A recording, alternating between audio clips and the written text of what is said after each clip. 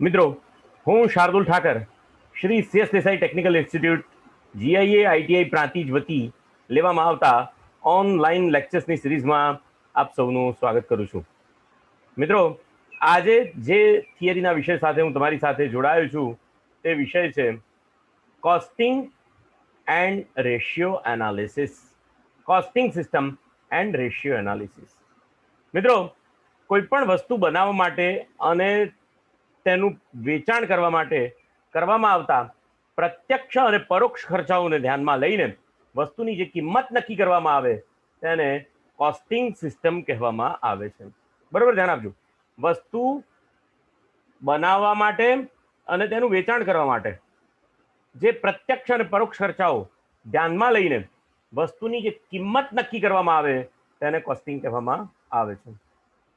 Costing system તૈયાર કરવાનો મુખ્ય હેતુ વસ્તુની પડતર કિંમત નક્કી કરવાનો છે, જેનાથી વસ્તુની વેચાણ કિંમત અંગેનો ખ્યાલ આવી શકે અને જેના માટે ટેલીમાં એકાઉન્ટિંગ ફીચર્સમાં જઈને મેન્ટેન કોસ્ટ સેન્ટરનું અપડેશન ઓન કરવું પડે અથવા ઓપ્શન જે છે એને ઓન કરવું પડે, અને જેમાં ડિપાર્ટમેન્ટ વાઇઝ વ્યક્તિઓનો પગાર અને તે અંગેના ખર્ચાઓ બધી વિગતો પ્રાપ્ત થઈ શકે છે, જેનાથી વસ્તુની સમગ્ર કોસ્ટિંગ અથવા પડતર કિંમત અંગેનો નિર્ણય લઈ શકાય છે. વસ્તુ તમે બનાવી દીધી તો ખાલી રો મટીરિયલ જ એકલું ભાગ નથી ભજવતું, એની અંદર તમારા મજૂરોનો પગાર પણ આવે છે, લાઇટ બિલ પણ આવે છે, વસ્તુને લાવવા લઈ જવાનો ખર્ચો પણ આવે છે, જાહેરાતનો ખર્ચો પણ આવે છે, તમારા મેનેજમેન્ટનો પણ ખર્ચો આવે છે, એનો ખર્ચો થાય, તમારા એકાઉન્ટિંગને મેન્ટેન કરવાનો જે કંઈ પણ ખર્ચો થતો હોય એ પણ આની અંદર ઉમેરવો પડે. તો આખી વસ્તુ જે છે એની કોસ્ટ જે છે એ ત્યારે જ નક્કી કરી શકાય કે જ્યારે આ બધા સમગ્ર ખર્ચાઓ ધ્યાનમાં લેવામાં આવે, અને આ જે ખર્ચાઓ ધ્યાનમાં લેવામાં આવે અને એના આધારે જે કોસ્ટ નક્કી કરવામાં આવે એને કોસ્ટિંગ સિસ્ટમ કહેવાય. ટેલીની અંદર જ્યારે પ્રેક્ટિકલમાં જોઈશું આપણે ત્યારે કોસ્ટિંગ સિસ્ટમ કેવી રીતે કામ કરે છે જોઈશું, પણ અત્યારે મારે તમને કોસ્ટિંગ સિસ્ટમ જે છે એના અંગેનો એક થિયરિટિકલ કન્સેપ્ટ ક્લિયર કરવાનો છે. તો એના માટે અહીંયા આગળ મારી પાસે એક કોસ્ટિંગ અંગેની, કોસ્ટ મેનેજમેન્ટ અંગેની એક સ્લાઇડ શો છે જેના દ્વારા આપણે સમજવા પ્રયત્ન કરીએ. Cost management system is a collection of tools and techniques that identifies how management's decision affect cost. Cost management system જે છે એ ટેકનિક્સ અને ટૂલ્સનો સમૂહ છે કે જે નક્કી કરે છે કે મેનેજમેન્ટના નિર્ણયો કોસ્ટ ઉપર કેવી અસર પાડશે. The primary purpose of the cost management system are to provide cost information for the strategic management decision and operational control, and for measurements of inventory value, cost of goods sold for the financial reporting. આ cost management સિસ્ટમનું મુખ્ય હેતુ છે. Cost એ શું છે? Cost is a sacrifice or giving up of resources for the particular purpose. Cost જે છે એ કરવામાં આવતું બલિદાન છે અથવા આપવામાં આવતા રિસોર્સિસનું બલિદાન છે. શા માટે? કોઈ નિશ્ચિત હેતુને પહોંચી વળવા માટે, particular purpose. And the cost are effectively measures by the monetary units that must be paid for goods and services. Cost જે છે તે હંમેશા માપવામાં આવે છે. શેમાં? નાણાંમાં માપવામાં આવે છે, અને નાણાંના યુનિટમાં માપવામાં આવે છે. શેના માટે? તમે આપેલા માલ માટે અથવા તો સર્વિસ માટે એનું નાણાંમાં વળતર માપવામાં આવે છે. કોસ્ટના objectives. Cost objective is anything for which a separate measurements of cost is desired. આટલી વસ્તુઓ કોસ્ટ મેનેજમેન્ટની અંદર સમાવિષ્ટ થાય છે. Customer, services, departments, processing orders and products. The cost object is anything for which separate measurements of cost desired. જે તમે કિંમતની આશા રાખો છો એનું સેપરેટ મેનેજમેન્ટ, અલગ અલગ એનું મેઝરમેન્ટ છે. કસ્ટમરના દ્રષ્ટિકોણથી, સર્વિસના દ્રષ્ટિકોણથી, ડિપાર્ટમેન્ટના દ્રષ્ટિકોણથી, પ્રોસેસિંગ ઓર્ડરના દ્રષ્ટિકોણથી અને તૈયાર વસ્તુના પ્રોડક્ટના દ્રષ્ટિકોણથી. Cost accounting system is a part of the cost management system that measures the cost for the purpose of management, decision making and financial reporting. Cost accounting system જે છે એની અંદર બે વસ્તુઓ, બે પ્રોસેસ કરવામાં આવે છે. એક કોસ્ટ એક્યુમ્યુલેશન અને કોસ્ટ અસાઇનમેન્ટ. કોસ્ટ એક્યુમ્યુલેશન એટલે શું? તો collecting cost by some natural classification such as material or labour. Cost જે છે એની અંદર પ્રાકૃતિક એને વર્ગીકૃત કરવામાં આવે. શેના બાબતમાં? મટીરિયલની બાબતમાં અને મજૂરીની બાબતમાં. Cost assignment, the tracing cost to one or more cost objectives. એકથી વધુ કોસ્ટના ઓબ્જેક્ટિવ્સને પહોંચી વળવા માટે કોસ્ટનું ટ્રેસિંગ કરવામાં આવે. કોસ્ટ એકાઉન્ટિંગ સિસ્ટમમાં ઉદાહરણ તરીકે જોઈએ તો કેબિનેટ બનાવવામાં આવે છે, ડેસ્ક બનાવવામાં આવે અને ટેબલ બનાવવામાં આવે. એમાં મશીનની એક્ટિવિટી આવે, ડિપાર્ટમેન્ટની એક્ટિવિટી આવે, ફિનિશિંગ ડિપાર્ટમેન્ટની આવે. દરેક વસ્તુમાં બનાવવામાં દરેકની એક્ટિવિટી આની અંદર આવે. ડિપાર્ટમેન્ટ, મશીન ડિપાર્ટમેન્ટ છે, ફિનિશિંગ ડિપાર્ટમેન્ટ છે. એક્ટિવિટી, કોઈ એક્ટિવિટી કરવામાં આવે છે એનાથી કેબિનેટ્સ બને છે મશીનથી, અને ફિનિશિંગ માટેની કોઈ એક્ટિવિટી કરવામાં આવે છે જેનાથી ફાઇનલ પ્રોડક્ટ બને છે. એવી રીતે એમાં બે વસ્તુ, બે કોસ્ટ જે છે એની અંદર બે પ્રકારથી કોસ્ટ ગણાય અથવા બે કોસ્ટ એની અંદર હંમેશા ઉમેરાય. એક ડાયરેક્ટ અને indirect. Direct cost can be identified specifically and exclusively with a given cost objective in an economically feasible way. Direct cost, સ્થિર ખર્ચા, એની અંદર સ્થિર ખર્ચા આવે. સ્થિર ખર્ચા કેવા? દાખલા તરીકે તમે કોઈ પણ વસ્તુનું ઉત્પાદન કરો છો, એ વસ્તુનું ઉત્પાદન કરો કે ન કરો, મશીનરીનો ખર્ચો તો તમારે થવાનો જ છે. વસ્તુનું ઉત્પાદન કરો કે ન કરો, મશીનરી જે તમે લાઈને મૂકી રાખેલી છે એને ઘસારો પહોંચવાનો જ છે. તો આવા બધા ખર્ચા જે છે એને સ્થિર ખર્ચાઓ કહેવાય. અને સીધા ખર્ચા એટલે એવા ખર્ચા કે તમે જેટલું પ્રોડક્શન કરો એટલું મટીરિયલ વપરાવાનું છે, પ્રોડક્શન કરો એટલું તમારું લાઇટ બિલ વપરાવાનું છે, તમે જેટલું પ્રોડક્શન કરો એટલે સામે મજૂરી પણ વધવાની છે. તો એ બધા જે ખર્ચા છે એને ડાયરેક્ટ એક્સપેન્સીસ કહેવામાં આવે છે. Direct cost can be identified specifically and exclusively with a given cost objective in an economically feasible way. આર્થિક દ્રષ્ટિએ જે ફિઝિબલ અથવા તો જે શક્ય હોય તેવા ઓબ્જેક્ટિવ્સને પહોંચી વળવા માટે ડાયરેક્ટ કોસ્ટ જે છે એ એક્સક્લુઝિવલી ઉપયોગમાં લેવામાં આવે છે. Indirect cost can not be identified specifically and exclusively with the given cost objective in an economically feasible way. ઉદાહરણ તરીકે તમે કોઈ એક બિસ્કિટનું પેકેટ તૈયાર કરો છો તો એની પાછળ જાહેરાતનો કેટલો ખર્ચો થયો એક યુનિટ પાછળ એ નક્કી ના કરી શકાય, કારણ કે જાહેરાતનો ખર્ચો આખા વર્ષની અંદર ચાલવાનો છે. તમે કોઈ વ્યક્તિનું જાહેરાત, તમે પ્રોડક્ટની જાહેરાત કરી છે તો એ જાહેરાત તમારી આખા વર્ષ દરમિયાન ચાલવાની છે. તમે જો એ વર્ષ દરમિયાન પ્રોડક્શન વધારશો તો એ જ જાહેરાતની અંદર તમારું વેચાણ થવાનું છે. એના માટે કંઈ પ્રોડક્શન વધારવાથી જાહેરાત વધારવી એવું એની અંદર થવાનું નથી. એટલે ઇનડાયરેક્ટ એક્સપેન્સીસ જે છે એ કોઈ નિશ્ચિત અને એક્સક્લુઝિવ ઓબ્જેક્ટિવને પૂરા કરવા માટે અથવા તો એનું વર્ણન કરી શકે નહીં. તો એને ઇનડાયરેક્ટ અને ડાયરેક્ટ કોસ્ટ કહેવાય. કોસ્ટનું allocation, cost allocation assigns indirect cost to a cost object in a proportion to cost object's use of particular cost allocation base. કોસ્ટનું એલોકેશન જે છે એ indirect cost to cost object. Cost એટલે એની કિંમત, indirect cost proportion in the cost of object use of the particular cost allocation base. કોઈ નિશ્ચિત પ્રમાણમાં કોસ્ટ વધવાની છે જ્યારે તમે નિશ્ચિત પ્રમાણમાં એ કોસ્ટનું એલોકેશન વધારવાના છો ત્યારે. ઉદાહરણ તરીકે મેં તમને કીધું કે ભાઈ તમે પ્રોડક્શન વધારશો, બિસ્કિટના નવા પેકેટ જેટલા વધારે બનાવશો એટલો માલ તમારો વધારે જવાનો છે. તો એ ડાયરેક્ટ કોસ્ટ ટુ ઓબ્જેક્ટ છે. અને જેટલું પ્રોડક્શન વધારશો એટલું તમારે લાઇટ બિલ પણ વધવાનું છે, એટલું તમારે એના સંગ્રહ માટેનો ખર્ચો પણ વધવાનો છે. એટલા જો પ્રોડક્શન વધારો તો તો એનાથી જાહેરાત ઉપર કોઈ અસર પડવાની નથી, અથવા માલ તમારું પ્રોડક્શન તમે વધારશો તો માલ લાવવા લઈ જવાનો ઇનડાયરેક્ટ ખર્ચ વધારે થશે. ઇનડાયરેક્ટ ખર્ચ જે છે માલ લાવવા લઈ જવાનો એ વધારે થશે.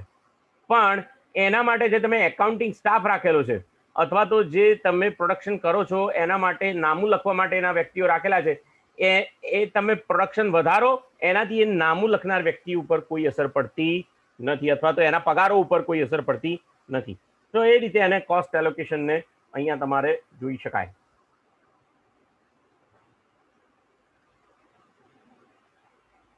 An ideal cost allocation base would measure how much of the particular cost is caused by the cost objective.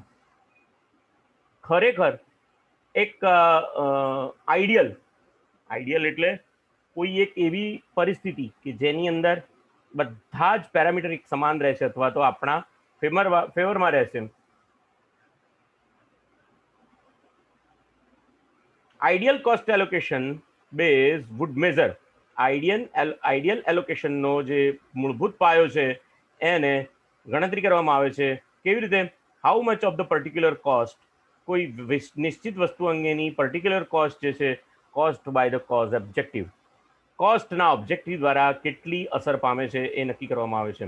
Not the similar of this definition to that of the cost driver and output measures that cause cost. Therefore, most allocation bases are cost drivers.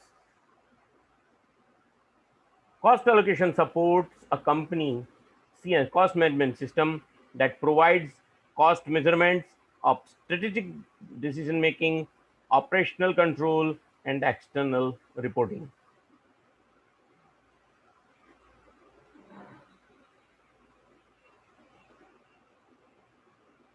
Cost allocation જે છે, cost allocation, for purpose of cost allocation, predict economic effect of the strategic and operational control decision.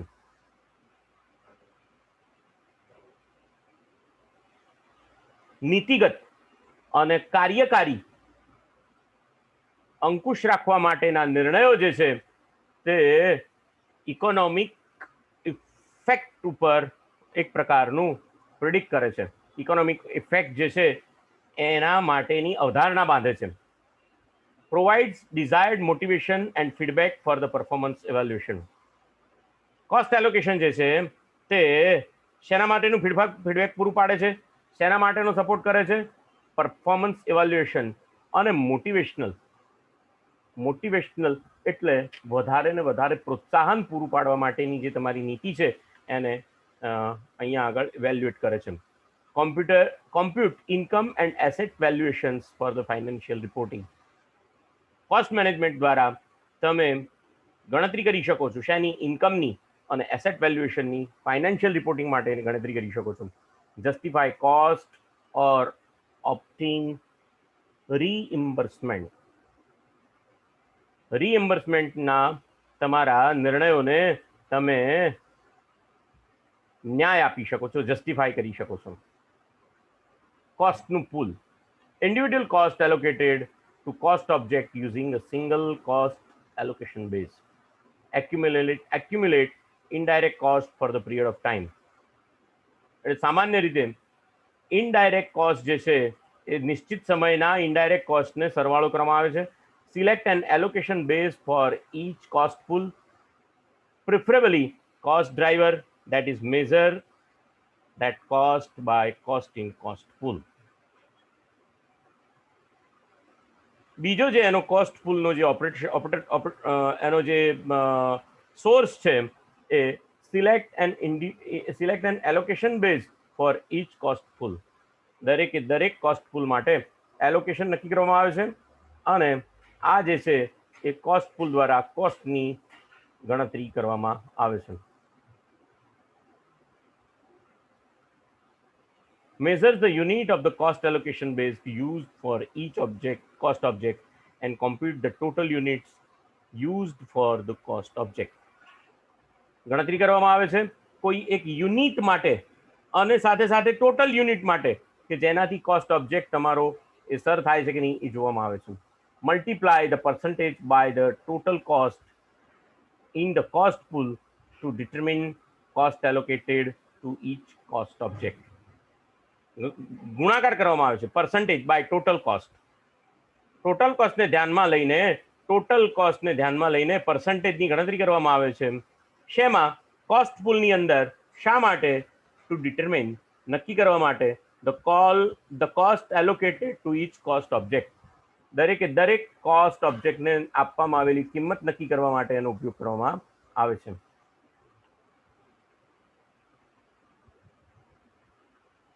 Cost assignment.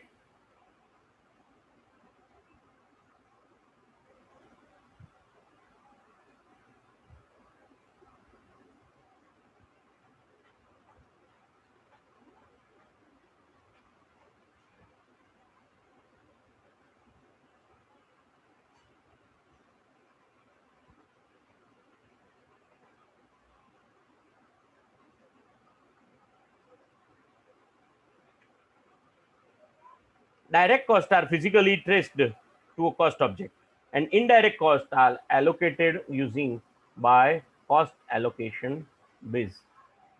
Cost ગણતરી કરતી વખતે direct cost જે છે એને physically trace કરી શકાય છે કોસ્ટ ઓબ્જેક્ટને, જ્યારે indirect cost are allocated using cost allocation base. કોસ્ટના એલોકેશન બેઝ દ્વારા, એટલે કે કેટલી કોસ્ટ ફાળવવામાં આવશે એના બેઝ દ્વારા ઇનડાયરેક્ટ કોસ્ટ નક્કી કરવામાં આવે છે. અહીંયા ડાયરેક્ટ કોસ્ટ છે અને ઇનડાયરેક્ટ કોસ્ટ છે. ફિઝિકલી ટ્રેસ્ડ. શું ટ્રેસ કરવામાં આવે છે? પ્રોડક્ટ, સર્વિસ ટ્રેસ કરવામાં આવે, કસ્ટમર્સને ટ્રેસ કરવામાં આવે, અને એક્ટિવિટી કઈ થાય છે એને ટ્રેસ કરવામાં આવે. જ્યારે ઇનડાયરેક્ટની અંદર જે છે એ એલોકેટેડ યુઝિંગ કોસ્ટ એલોકેશન બેઝ. અહીંયા ફિઝિકલી નથી, એને અહીંયા જેને કહેવાય સીધી રીતે કોઈ અસર કરવામાં આવતી નથી. કોસ્ટ એલોકેશન બેઝ દ્વારા એની કોસ્ટ નક્કી કરવામાં આવે છે. સમ cost lack of identifiable relationship to a cost object, often it is best to leave such cost unallocated. જે કોસ્ટને સીધી રીતે તમે એનો સહસંબંધ ન બાંધી શકતા હો એને છોડી દેવામાં આવે છે. And unallocated cost for one company may be allocated cost for even direct cost for another, and these unallocated costs are recorded but not assigned to any cost object. આવા અનએલોકેટેડ કોસ્ટ જે છે એને રેકોર્ડ ઉપર તો રાખવામાં આવે છે, પરંતુ કોઈ કોસ્ટ ઓબ્જેક્ટને એસાઇન કરવામાં આવતા નથી. તો આ જે છે મિત્રો એ કોસ્ટ એસાઇનમેન્ટને લગતી બાબતો છે. બીજું જે આની અંદર આ ચેપ્ટરની અંદર મારે તમારી સાથે જે વાત કરવાની છે, ખાસ કરીને રેશિયો એનાલિસિસની વાત કરવાની છે. ટેલીની અંદર કોસ્ટ એસાઇનમેન્ટ અને રેશિયો એનાલિસિસ બંને કામો થઈ શકે છે. રેશિયો એનાલિસિસ એટલે શું? એનાલિસિસ એટલે વિશ્લેષણ. એનાલિસિસ શબ્દનો અર્થ થાય છે વિશ્લેષણ. અને રેશિયો એટલે સહસંબંધનું વિશ્લેષણ. રેશિયો એટલે સહસંબંધ. શેની સાથે સહસંબંધ, કોનો સહસંબંધ કોની જોડે હોઈ શકે એનું વિશ્લેષણ કરવામાં આવે છે, અને જેનાથી તમારા ધંધાની આર્થિક પરિસ્થિતિ અંગેનો ચિતાર પ્રાપ્ત થઈ શકે, ચિતાર મેળવી શકાય. Standardized financial information for the comparisons. Comparison એટલે કે એકબીજા સાથે સરખામણી કરવા માટે ફાઇનાન્શિયલ ઇન્ફોર્મેશન જે છે એને પ્રમાણિત કરવામાં આવે છે. Evaluate current operations. અત્યારે હાલની કામગીરીને ઇવેલ્યુએટ કરવામાં આવે છે અથવા તો એને ચેક કરવામાં આવે છે. Compare performance with the past performance. શા માટે રેશિયો ગણવામાં આવે? રેશિયો ગણવાથી આટલા એના ફાયદા થઈ શકે. અગાઉ તમે જે કંઈ પણ પરફોર્મન્સ આપ્યું હતું તે પરફોર્મન્સ સાથે આજનું પરફોર્મન્સને તમે એને સહસંબંધ બાંધી શકો એટલા માટે.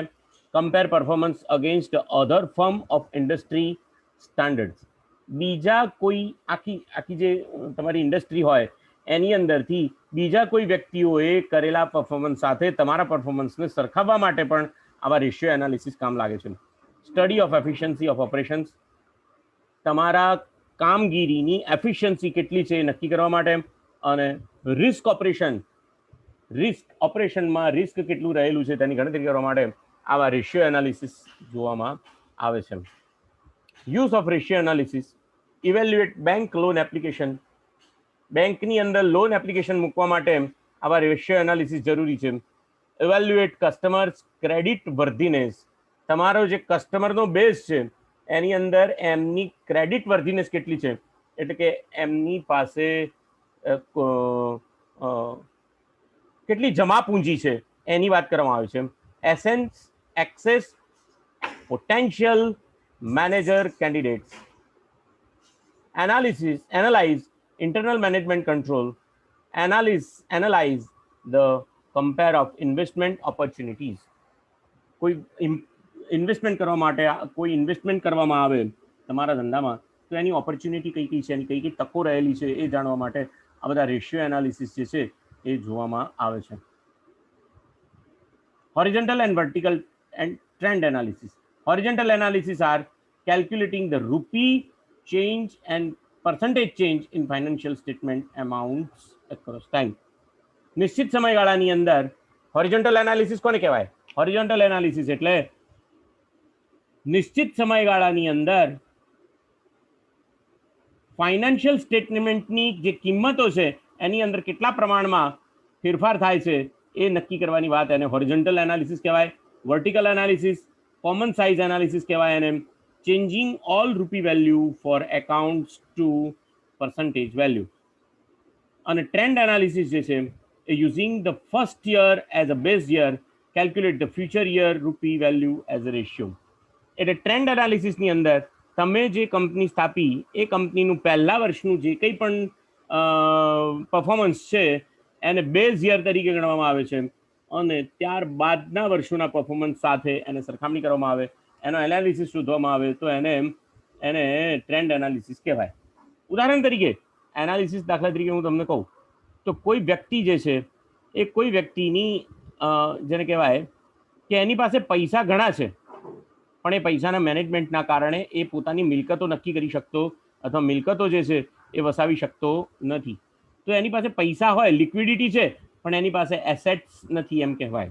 તો આવા લિક્વિડિટી, એસેટ્સના અને જુદી જુદી બાબતોના જે સહસંબંધ શોધવાની વાત છે એને આ એનાલિસિસ કહેવામાં આવે છે, રેશિયો એનાલિસિસ કહેવાય. કયા કયા પ્રકારના રેશિયો આપણે અહીંયા આગળ ટેલીની અંદર જોવાના છે? તેમાં ફાઇનાન્શિયલ રેશિયો જોવાના છે, ઓપરેશનલ રેશિયો જોવાના છે અને વેલ્યુએશન રેશિયો જોવાના છે. ફાઇનાન્શિયલ રેશિયો શેના ઉપરથી ખબર પડે? તો ભાઈ લિક્વિડિટી રેશિયો ઉપરથી ખબર પડે અને લિવરેજ રેશિયો ઉપરથી ખબર પડે. લિવરેજ રેશિયો ઉપરથી ખબર પડે. લિક્વિડિટી રેશિયો એટલે accessibility to cover the current obligation. અત્યારે હાલના દેવા ચૂકવવા માટે તમારી તમારી જે મિલકતો છે એ કેટલી સક્ષમ છે. અને લિવરેજ રેશિયો એટલે accessibility to cover long term debt obligation. લાંબા ગાળાના દેવાને ચૂકવવા માટે તમારી પાસે કઈ રીતનું આયોજન છે એને લિવરેજ રેશિયો કહેવામાં આવે. ઓપરેશનલ ટર્નઓવર્સની અંદર activity turnover ratio, assess amount to activity relative to amount of resource used. Excess amount of activity, assess amount of activity relative to amount of resources used. જેટલા કંઈ પણ રિસોર્સિસની અંદરથી તમારી પાસે નાણાં આવે છે એના સંબંધમાં તમે તમારી એક્ટિવિટી કેટલી વધારો છો એને ઓપરેશનલ રેશિયો કહેવાય. પ્રોફિટેબિલિટી રેશિયો એટલે access profit relative to amount of resources used. અને વેલ્યુએશન રેશિયો જે છે અને assess market price relative to assets or earnings. તમારા માર્કેટ પ્રાઇસની સામે તમારી મિલકતો અને તમારી આવકોનો રેશિયો અને વેલ્યુએશન રેશિયો કહેવામાં આવશે. જોઈએ સૌથી પહેલો જે રેશિયો છે એને લિક્વિડિટી રેશિયો કહેવામાં આવે છે. લિક્વિડિટી રેશિયો જે છે એ કરંટ એસેટ્સ, કરંટ લાયબિલિટીઝ ઉપર નક્કી કરવામાં આવશે. Current asset include cash, marketable securities, accounts receivable and inventory. Current એટલે ચાલુ મિલકતો, ઇન્ક્લુડ કેશ એટલે તમારા હાથ ઉપર રહેલી કેશ અથવા બેંકની અંદર રહેલી સિલક. માર્કેટેબલ સિક્યોરિટી તમારી પાસે કેટલા રોકાણો છે કે જેની કિંમત તરત ને તરત તમે પ્રાપ્ત કરી શકશો. અને એકાઉન્ટ્સ રિસીવેબલ તમને કેટલી આવકો પ્રાપ્ત થવાની બાકી છે અને તમારી પાસે કેટલો માલ પડેલો છે એને કરંટ એસેટ્સ કહેવામાં આવશે. ત્યારે કરંટ લાયબિલિટી એટલે તમારી જવાબદારીઓ કઈ કઈ છે, તમારે કેટલા લોકોને પૈસા આપવાના બાકી છે, કેટલા લોકોનું જે દેવું છે તમારે ચડી ગયું છે within 1 year, end current liabilities તમારી ચાલુ જવાબદારીઓ કેટલી છે, એના આધારે તમારો કરંટ રેશિયો નક્કી થઈ શકે. તો કરંટ રેશિયોનું સૂત્ર શું છે? તો કરંટ એસેટ્સ છેદમાં કરંટ લાયબિલિટી. એટલે કરંટ એસેટ્સ જે છે, સપોઝ કે 1870.92 હોય અને તમારી જવાબદારીઓ 1555.75 હોય, તો તમારી પાસે જેટલી મિલકતો છે એની અંદરથી તમારી બધી જ જવાબદારીઓ પેમેન્ટ થઈ જશે, ચૂકવાઈ જશે, સામે સરભર થઈ જશે. એટલે તમારી મિલકતો 1.2 છે, એની સામે તમારી જવાબદારીઓ જે છે એ 1 જેટલી છે એમ કહેવાય. તમારી જવાબદારીઓ સામે તમારી મિલકતો 1.2 જેટલી છે, એટલે એટલી વધારે છે. એટલે લિક્વિડિટી સારી કહેવાય. Quick ratio and acid test. Current assets minus inventory divided by current liabilities. Current ચાલુ મિલકતોમાંથી તમારી પાસે જેટલો માલ સામાન પડેલો હોય એટલો બાદ કરવાનો અને એના છેદમાં ચાલુ જવાબદારીઓ મૂકવાની. તો એનાથી એસિડ ટેસ્ટ પ્રાપ્ત થાય. The more precise measures of liquidity, especially if the inventory is not easily converted into cash. જો સરળતાથી માલનું રૂપાંતર રોકડમાં ન થતું હોય તેવા સંજોગોમાં આવી જે લિક્વિડિટી છે, તરલતા કહેવાય એને. લિક્વિડિટી એટલે તરલતા, કેટલા પ્રમાણમાં તમે નાણાં ફેરવી શકો છો, નાણાંની તરલતા કહેવાય. અ મોર પ્રિસાઇઝ મેઝર્સ ઓફ લિક્વિડિટી, વધારે તરલતા તમારા માર્કેટની અંદર, અથવા તો તમારી વધારે સચોટ, પ્રિસાઇઝ એટલે સચોટ તરલતાનું માપ પ્રાપ્ત કરી શકાય છે જ્યારે ઇન્વેન્ટરી રોકડમાં ઝડપથી રૂપાંતર થતી ન હોય ત્યારે. તો આ ક્વિક રેશિયો છે. Current assets minus inventory, current એસેટની અંદરથી ઇન્વેન્ટરી બાદ કરવામાં આવે અને એને ચાલુ જવાબદારીઓ સાથે ભાગવામાં આવે તો તમારો ક્વિક રેશિયો પ્રાપ્ત થાય, અથવા તો એને એસિડ ટેસ્ટ પ્રાપ્ત થયો એમ કહેવાય. જેની અંદર 720.53 જે છે એ તમારી મિલકતો છે, એની સામે તમારી જવાબદારીઓ 1 જેટલી છે. એટલે તમારી પાસે જે મિલકતો છે એના કરતાં તમારી જવાબદારીઓ લગભગ ડબલ છે અને સામે માલ પડેલો છે તમારી પાસે, માલ તો જુદો જ છે. તો આ જે છે એ રેશિયો વધારે સારું મારી દ્રષ્ટિથી કહેવાય નહીં. કેશ રેશિયો, તમારી પાસે કેટલી રોકડનો રેશિયો કેટલો છે? રોકડ ઓછામાં ઓછી હોવી જોઈએ મિત્રો. રોકડ જે છે, કેશ રેશિયો એ ઓછામાં ઓછો હોવો જોઈએ. કેશ રેશિયો બરાબર cash plus marketable security divided by current liabilities. Cash ratio જે છે તે માર્કેટેબલ સિક્યોરિટી રોકડ અને તમારી ચાલુ જવાબદારીઓના સહસંબંધમાં ગણી શકાય છે. લિક્વિડિટી રેશિયો, તરલતા કેટલી છે તમારી? તો તરલતા જે છે એ 0.17 જેટલી તરલતા છે. 0.17 જેટલી તરલતા છે. એટલે તમારો રૂપિયો જે છે એ 1 રૂપિયો તમે ઇન્વેસ્ટ કરો તો 0.17 પૈસા તમારી પાસે વધે છે, તરલતા તમારી પાસે વધે છે એમ કહેવાય. ઇન્ટરવલ મેઝર્સ, લિક્વિડિટી રેશિયોની અંદર interval measures calculated to assess a firm's ability to meet a regular cash outgoing. આ જે છે એ ઇન્ટરનલ મેઝર્સ કહેવામાં આવે છે. ઇન્ટરવલ મેઝર્સ કહેવામાં આવે છે કે જેના દ્વારા તમે તમારા ફર્મ દ્વારા જે કંઈ પણ રોકડ ચૂકવણી કરવી પડે છે એની તમારી પાસે કેટલી ક્ષમતા છે એ નક્કી કરવામાં આવે છે. તો એના માટે ઇન્ટરવલ મેઝર્સ બરાબર કરંટ એસેટ, તમારી ચાલુ મિલકતો, એમાંથી ઇન્વેન્ટરી બાદ કરી નાખો, એટલે કે તમારો સ્ટોક બાદ કરી નાખો, ભાગ્યા એવરેજ ડેઇલી ઓપરેશન એક્સપેન્સીસ. તમારા રોજિંદા કાર્યો કરવા માટે જે ખર્ચ તમારો રોજનો થતો હોય એને તમે આ રેશિયોની અંદર પ્રાપ્ત કરી શકો છો. એટલે 3,369 ખર્ચો થતો હોય વર્ષે તો એને 365 ભાગી નાખો અને કરંટ એસેટમાંથી ઇન્વેન્ટરી બાદ કરી નાખો તો તમારો રૂપિયો એક દિવસમાં એટલે તમારો 1 રૂપિયો જે છે એ 77 દિવસે રોટેટ થાય છે એવું આના ઉપરથી કહી શકાય. 1 રૂપિયો જે તમારો જે છે એ 77 દિવસે તમારા રોટેશનમાં ફરીથી આવે છે એમ કહી શકાય. કરંટ એસેટમાંથી ઇન્વેન્ટરી બાદ કરવાની અને છેદમાં તમારા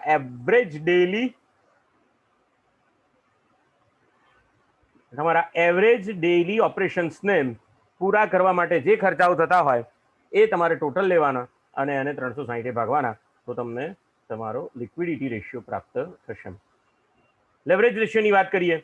leverage ratio measures the extent to which firm has been financed by ડેપ્ટ. દેવાની અંદર તમારી કંપની કેટલી ડૂબેલી છે એનું માપ કાઢવા માટે આ લેવરેજ રેશિયો કાઢવામાં આવે છે. Leverage ratio includes the ડેપ્ટ ratio અને ડેપ્ટની સામે ઇક્વિટી રેશિયો. ડેપ્ટ રેશિયો તો ખરો જ પણ ડેપ્ટની સામે સામે ઇક્વિટી રેશિયો આ બંને ઉપર આમાં ભાર આપવામાં આવે છે. Generally the higher this ratio the more risky a creditor will perceives its exposure in your business. Thus, high leverage ratio make it more difficult to obtain credit loans. Leverage ratio જેટલો વધારે હોય તેટલો તમને loan લેવામાં મુશ્કેલી પડે. Generally higher this ratio the more risky creditor. તમારી પાસે જે દેવાદારો છે, તમારા જે લેણદારો છે, જેની પાસેથી તમારે પૈસા તમારે જેને ચૂકવવાના છે, generally the higher this ratio more risky creditors.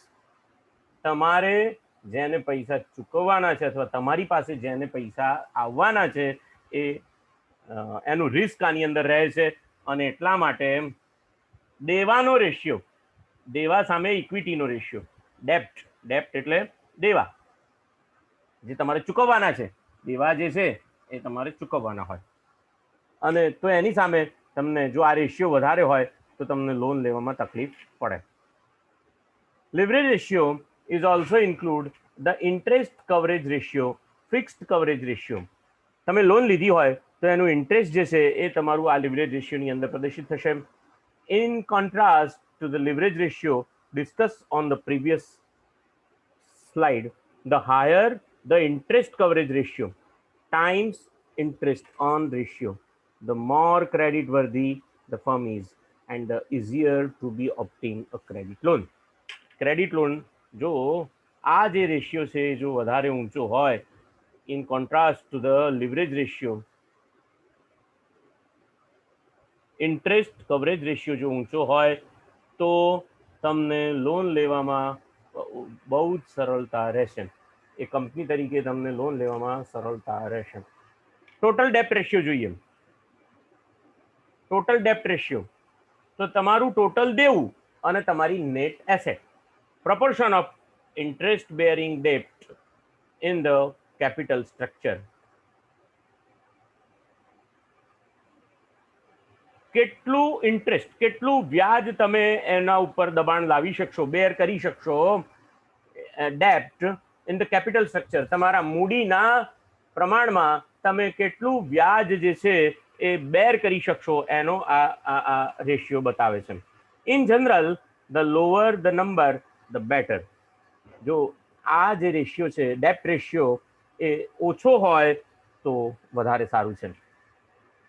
Total તમારું દેવું અને એની સામે તમારી નેટ મિલકતો, તમારે જેટલા પૈસા ચૂકવવાના છે તે 1229 રૂપિયા છે, જ્યારે તમારી પાસે તમારી મિલકતો છે એ 1900 રૂપિયાની છે. તો આ જે રેશિયો છે એ 0.64 નો રેશિયો છે, એ સારો રેશિયો કહેવાશે. ડેપ્ટ equity ratio. Debt equity ratio indicates the percentage of total funds provided by the creditor versus by the owners. Total ડેપ્ટ ઇક્વિટી એટલે ટોટલ જે તમારી પાસે ફંડ્સ જે તમારી પાસે ઉપલબ્ધ કરવામાં આવ્યા છે તે ક્રેડિટર્સ અને તમારા મૂળ માલિકો એના પર્સન્ટેજ અહીંયાથી નીકળે છે. અહીંયાથી આ ડેપ્ટ ઇક્વિટી રેશિયો આ વસ્તુની રજૂઆત કરે છે શેની? Percentage of total funds. તમારી પાસે જે ટોટલ ફંડ્સ છે તેની સામે કેટલા ટકા લોનથી આવેલા છે પૈસા અને કેટલા ટકા તમારા ઓનર્સ દ્વારા એટલે તમારા માલિકો દ્વારા કાઢવામાં આવેલા છે એની રજૂઆત કરે છે. This ratio indicates the extent to which the business relies on debt financing, creditor money versus owner's equity. તો debt minus equity ratio બરાબર ડેપ્ટ ઓર ઇક્વિટી રેશિયો બરાબર ટોટલ ડેપ્ટ એટલે તમારું ટોટલ દેવું અને સામે તમારી નેટ વર્થ તમારી પાસે જે ચોખ્ખી મિલકતો છે એનો રેશિયો. એટલે જો 1.83 છે એટલે 1.83 એટલે લગભગ 2% થયો. એનો મતલબ એવો થાય કે તમારી પાસે જે ટોટલ ફંડ્સ છે એની અંદર જો એક રૂપિયો ઓનર દ્વારા લાવવામાં આવે તો 1.83 રૂપિયા તમને લોન પ્રાપ્ત થયેલી છે. અને ડેપ્ટ ઇક્વિટી રેશિયો કહેવામાં આવે છે. Interest coverage ratio indicates the extent to which earnings can be declined without the firm becoming unable to meet annual interest cost. તમારી વાર્ષિક વ્યાજની જે ચૂકવણી કરવાની છે એને એની પૂર્તતા માટે વ્યાજની જે વાર્ષિક ચૂકવણી કરવાની છે એની પૂર્તતા કરવા માટે ક્યાં સુધી તમારી આવકો ન હોય તો ચાલે, આવકોની અંદરથી ક્યાં સુધી ચૂકવણી કરવામાં આવતી નથી એની ગણતરી અહીંયા કરવામાં આવે છે. Interest coverage ratio indicates the extent to which earnings can be declined without the firm becoming unable to meet the annual interest cost. વાર્ષિક વ્યાજની ચૂકવણી કરવા માટે unable to meet એની પૂર્તતા કરી શકાતી નથી. becoming firm without the firm becoming unable to meet. earnings can be declined. જો આવકો સદંતર બંધ થઈ જાય તો પણ તમે કેટલા સમય સુધી આવકો વગર ઇન્ટરેસ્ટની કિંમતોને ચૂકવવા માટે સક્ષમ છો એને ઇન્ટરેસ્ટ કવરેજ રેશિયો કહેવામાં આવે. Also cold the time interest on the ratio. This calculation shows how many times the firm could pay back its annual interest expense out of the earnings before interest and taxes. આ જે ratio છે એ એવું પણ calculate કરી આપે છે how many time કેટલા વખત ધ ફર્મ તમારી કંપની કુડ પે ચૂકવી શકે છે એનું ઇટ્સ એન્યુઅલ ઇન્ટરેસ્ટ એનું વાર્ષિક વ્યાજ ચૂકવી શકે છે. એક્સપેન્સીસ એટલે વાર્ષિક વ્યાજનો ખર્ચ ચૂકવી શકે છે. આઉટ ઓફ અર્નિંગ એટલે આવકોમાંથી બિફોર ઇન્ટરેસ્ટ એન્ડ ટેક્સીસ આવકોમાંથી ઇન્ટરેસ્ટ અને ટેક્સીસ પહેલા તમારી કંપની કેટલા વખત તમારું વાર્ષિક વ્યાજ ચૂકવી શકે છે એની ગણતરી અહીંયા બતાવવામાં આવે છે જેને ઇન્ટરેસ્ટ કવરેજ રેશિયો કહેવામાં આવે. તો એને EDBIT કહેવામાં આવશે. Interest coverage ratio equal to EDBIT છેદમાં ઇન્ટરેસ્ટ 342.61 અને 143.46 2.4. એનો મતલબ એમ છે કે તમારી આવકોની અંદરથી વર્ષમાં 2 વખત વ્યાજની ચૂકવણી થઈ શકે છે. ઇન્ટરેસ્ટ કવરેજ રેશિયો બીજી રીતે EDBIT DA ઇન્ટરેસ્ટ 2.7 વખત DA equal to depreciation and amortization expenses ઘસારા અને ઘસારા ફંડના ખર્ચાઓ 342.61 પ્લસ 41.59 2.7 તમારો જવાબ આવશે. એટલે ઇન્ટરેસ્ટ કવરેજ રેશિયો જે છે એ તમારો 2.7 નો છે. ફિક્સ્ડ કવરેજ રેશિયો ઓર ડેપ્ટ service coverage ratio principal repayments are added to the interest payments એટલે વ્યાજ અને તમારા મુદ્દલની ચૂકવણી માટે આ રેશિયો કાઢવામાં આવે છે. ફિક્સ્ડ કવરેજ રેશિયો બરાબર EDBITDA છેદમાં interest plus loan repayment 1 minus rate. Fixed coverage ratio equal to EDBI, EBITDA, debt service coverage ratio બરાબર EBITDA છેદમાં ઇન્ટરેસ્ટ વત્તા લીઝ રેન્ટ્સ છેદમાં વત્તા loan payment plus preferred dividend and 1 minus tax rate. તો આ જે છે એને ફિક્સ્ડ કવરેજ રેશિયો FCR કહેવામાં આવે છે. એ જ રીતે મિત્રો બીજા આ જે બધા જે છે તે તમારા ધંધાની આર્થિક પરિસ્થિતિ રજૂઆત કરવા માટેના રેશિયોની થઈ. હવે જે રેશિયો છે એને એવરેજ એક્ટિવિટી રેશિયો કહેવામાં આવે છે. રોજબરોજની કાર્યશીલતાને પ્રદર્શિત કરવા માટેના રેશિયો કહેવામાં આવે છે. એમાં inventory turnover ratio. The inventory turnover ratio indicates how fast the firm is selling its inventories. Inventory ratio જે છે એ શું દર્શાવે છે? તો તમારી જે ધંધાકીય એકમ તમારું જે છે એ કેટલી જલ્દી તમારા માલનું વેચાણ કરી શકે છે એ દર્શાવે છે. This ratio indicates how well inventory is being managed, which is important because more times inventory can be turned in given operation cycle the generate the profit. Inventory turnover ratio જે છે એ દર્શાવે છે કે તમારી ઇન્વેન્ટરી કેટલી સારી રીતે એનું વ્યવસ્થાપન કરવામાં આવે છે. વિચ ઇઝ ઇમ્પોર્ટન્ટ બીકોઝ એ ઇમ્પોર્ટન્ટ છે એટલા માટે more than times inventory can be turn. જેટલા વખત વધારેમાં વધારે તમારી ઇન્વેન્ટરી ફરી જાય in given operating cycle the greater the profit. તમારો નફો જે છે તે એના પ્રમાણમાં વધે છે. Inventory turnover ratio cost of good sold by average inventory. તમારો જે છે એ માલ જે છે એ જે વેચાઈ જાય છે એની કોસ્ટ છેદમાં એવરેજ ઇન્વેન્ટરી તો 8.6 આવે અને days of inventory holdings 360. Inventory turnover બરાબર 42 દિવસ. એટલે કે તમે એક વસ્તુ બનાવવા માટે જે છે બનાવીને વેચવા માટે અને ફરી પાછો તમારા પાસે પૈસા આવી જાય અને એની અંદરથી તમે નવો કાચો માલ ખરીદો એ આખી 42 દિવસની સાયકલ ઇન્વેન્ટરી ટર્નઓવર રેશિયો કહેવાય છે. Inventory turnover ratio in absence of information instead of CGS can usual sales. In case of CGS, the inventory both are valued in cost while the sales are valued at marketplaces. Therefore, better to use CGA. Account receivable turnovers. Accounts receivable turnovers એટલે તમને જે આવકો પ્રાપ્ત થવાની છે જે તે વ્યક્તિઓને તમે ઉધાર માલ વેચેલો છે એ કેટલા સમયની અંદર તમારું ટર્નઓવર થાય છે, તમારું ટર્નઓવર કેટલા સમયમાં થાય છે એની વાત અહીંયા કરવામાં આવે છે. The account receivable turnover ratio indicates the average length of time it takes the firm to collect credit sales. Average સરેરાશ લેન્થ લંબાઈ ટુ ઓફ ટાઈમ સમયની સરેરાશ લંબાઈ શેના માટે? It takes the firm to collect credit cells.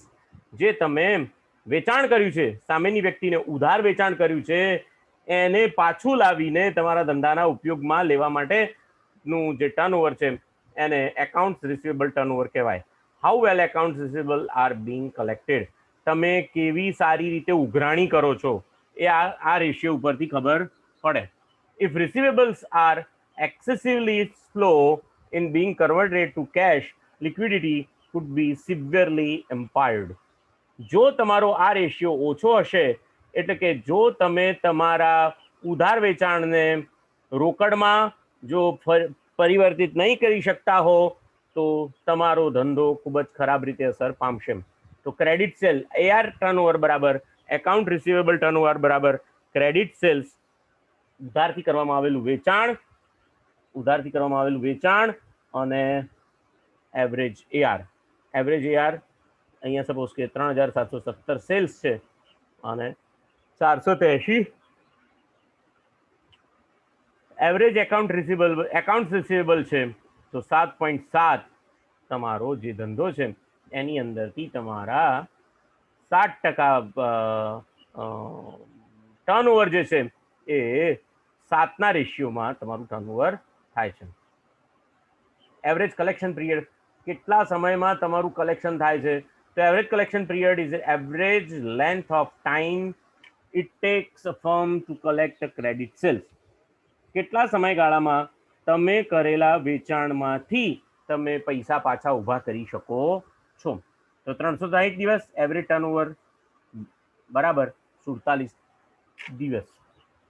Average turnover અહીંયાથી 7.7 છે, 360 ભાગ્યા 7.7 એટલે એવરેજ તમારી મળે કલેક્શન પિરિયડ પ્રાપ્ત થાય 47 દિવસનો કલેક્શન પિરિયડ તમારો છે. નેટ એસેટ્સ ટર્નઓવર, ચોખ્ખી મિલકતોનો ટર્નઓવર એટલે ફરવું, ટર્નઓવર એટલે ધંધાની અંદર એ પૈસાનું ફરવું. The total asset turnover ratio indicates how efficiently a firm is using all its assets to generate revenues. Total asset, કુલ મિલકતો, ટર્નઓવર રેશિયો ઇન્ડિકેટ્સ દર્શાવે છે, હાઉ એફિશિયન્ટલી કેટલી સારી રીતે અ ફર્મ ધંધાકીય એકમ ઇઝ યુઝિંગ ઉપયોગ કરે છે, ઓલ ઇટ્સ એસેટ્સ એની તમામ મિલકતોનો ઉપયોગ કરે છે, ટુ જનરેટ રેવન્યુ આવકોને વધારવા માટે તમારું ધંધાકીય એકમ કેટલી જલ્દી તમામ મિલકતોને ટર્નઓવર કરે છે એનો આ રેશિયો કહેવાશે. This ratio helps the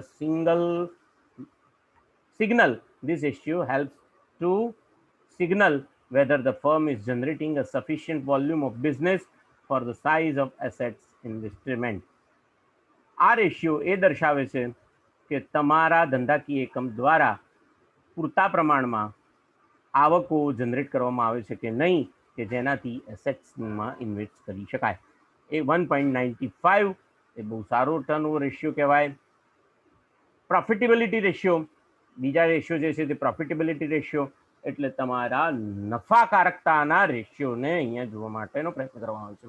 profitability ratio measures a management's overall effectiveness as shown by returns generated on the sales and investment. Profitability એટલે નફાકારકતાનો ગુણોત્તર મેઝર્સ માપે છે મેનેજમેન્ટ્સ ઓવરઓલ ઇફેક્ટિવનેસ, મેનેજમેન્ટની સમગ્ર અસરકારકતાને માપે છે.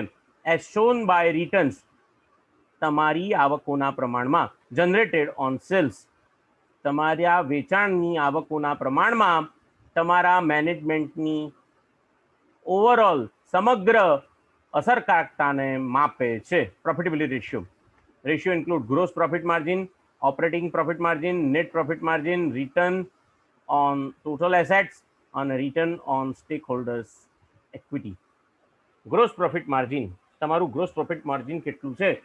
Gross profit margin is the total margin available to over operating expenses yield a profit. The gross profit margin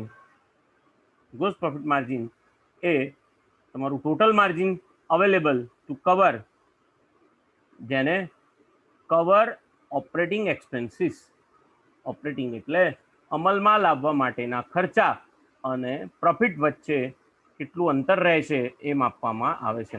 This ratio indicates, આ રેશિયો દ્વારા દર્શાવવામાં આવે છે શું?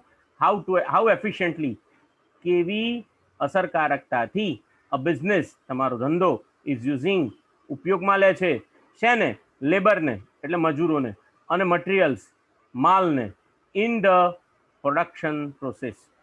પ્રોડક્શન પ્રોસેસની અંદર મજૂરોને અને માલને કેટલી કાર્યદક્ષતાથી તમારો ધંધો ઉપયોગમાં લે છે એ પણ આ ગ્રોસ પ્રોફિટ માર્જિન દ્વારા માપી શકાય. It shows the percentage of net sales remaining after subtracting cost of goods cost. The higher this ratio is, the better. A high gross profit margin indicates that the firm can make a reasonable profit on the sales as long as it keeps overhead cost under control.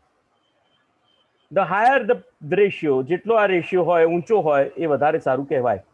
A high gross profit margin, વધારે gross પ્રોફિટનું margin એમ દર્શાવે છે કે firm ધંધાકીય એકમ make કરે છે reasonable profit, પૂરતો નફો કરે છે, વેચાણ ઉપર પૂરતો નફો કરે છે, as long as it keeps, જ્યાં સુધી એ ઓવરહેડ કોસ્ટને પોતાના કંટ્રોલમાં રાખી શકે. Operating profit margin, operating profit margin. The operating profit margin measures the profitability without concern of taxes and interest.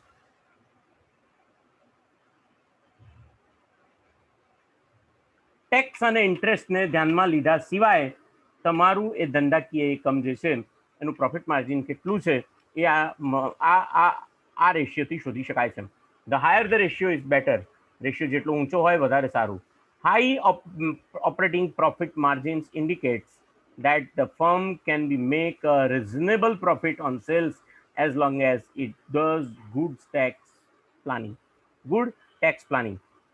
A high profit ratio, the high profit ratio margin indicates, high profit margin જે છે એ દર્શાવે છે that શું દર્શાવે છે? a firm, ધંધાકીય એકમ, can make reasonable profit, ધંધાકીય એકમ પૂરતો નફો કરે છે કે કેમ? વેચાણ ઉપર ધંધાકીય એકમ પૂરતો નફો કરે છે કે કેમ? એઝ લોંગ એઝ, જ્યાં સુધી પ્રશ્ન છે ગુડ ટેક્સ પ્લાનિંગનો ત્યાં સુધી આ કરે છે કે કેમ એ દર્શાવવા માટેનું ઓપરેટિંગ પ્રોફિટ છે. EDBIT ભાગ્યા સેલ્સ, તો 92% ઓપરેટિંગ માર્જિન, 9.2% ઓપરેટિંગ માર્જિન કહેવાય. તમે કોઈ પણ વસ્તુ વેચો તો 9.2% તમને સામાન્ય રીતે પ્રોફિટ થાય. Net margin shows the tax after the profits per rupee of sales and higher ratio the better. Net profit margin, ચોખ્ખો નફો જેને કહેવાય, ચોખ્ખા નફાનું માર્જિન કેટલું છે એ અહીંયા દર્શાવવામાં આવે છે, જેમાં પીએટી ભાગ્યા સેલ્સ બરાબર 134.86 અને 3717.23, તો 3.6% એ તમારો નેટ પ્રોફિટ માર્જિન છે. તમે 100 રૂપિયાની વસ્તુ વેચો તેમાં તમને 3% માર્જિન તો પ્રાપ્ત થઈ જ જાય, એ નેટ પ્રોફિટ માર્જિન છે. Return of investment or return on capital employed.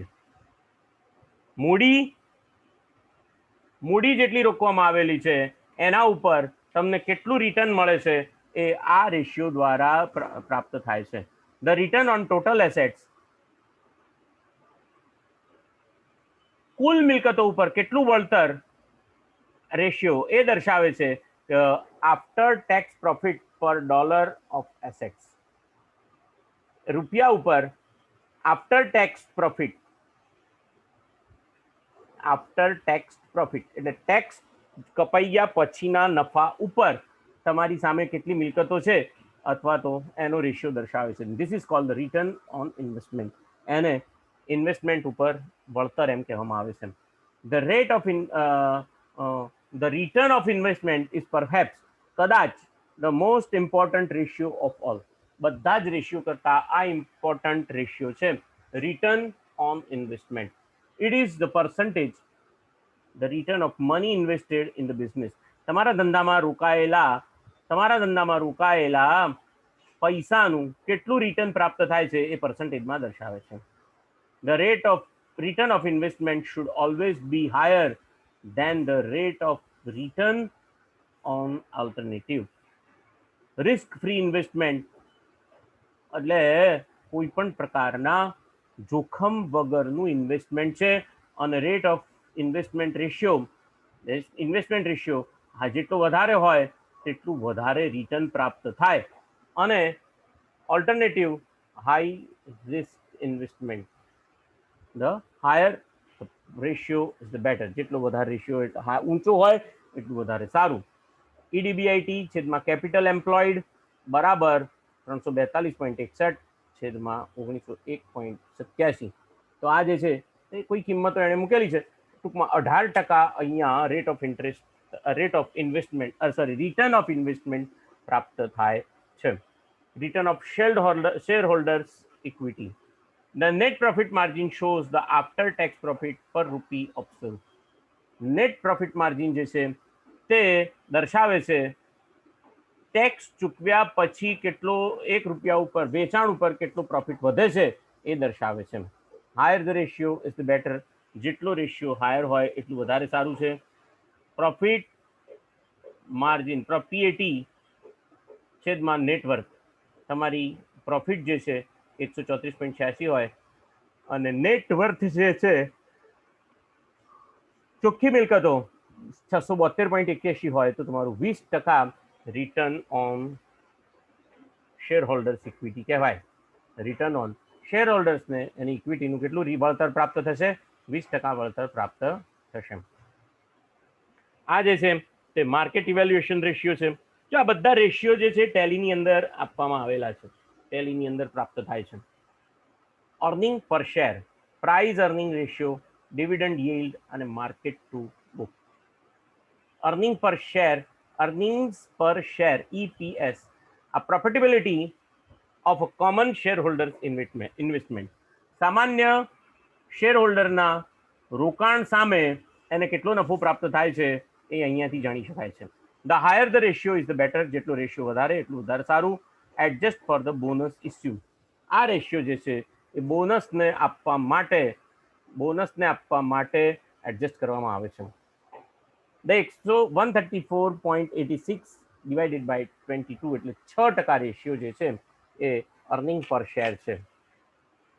Dividend per share, earning distributed to share holders as cash dividend. આવકો જે છે એ શેર હોલ્ડર વચ્ચે રોકડ ડિવિડન્ડના સ્વરૂપે વહેંચવામાં આવે છે. The higher the ratio is the better. DPS, dividend per share, is equal to dividends paid to shareholders divided by number of common share outstanding.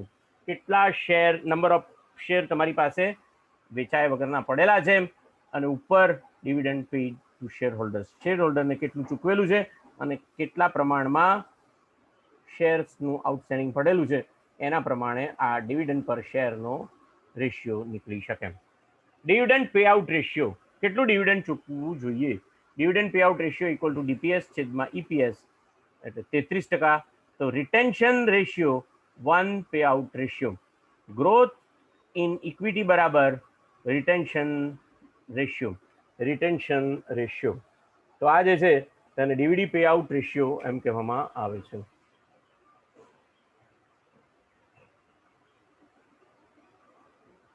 તો મિત્રો, તો અહીંયા મેં મોટા ભાગના તમને રેશિયો બતાવવા પ્રયત્ન કર્યો છે અને સાથે સાથે મેં તમને કોસ્ટિંગ શું કહેવાય એની પણ અંગેની સમજ આપી છે.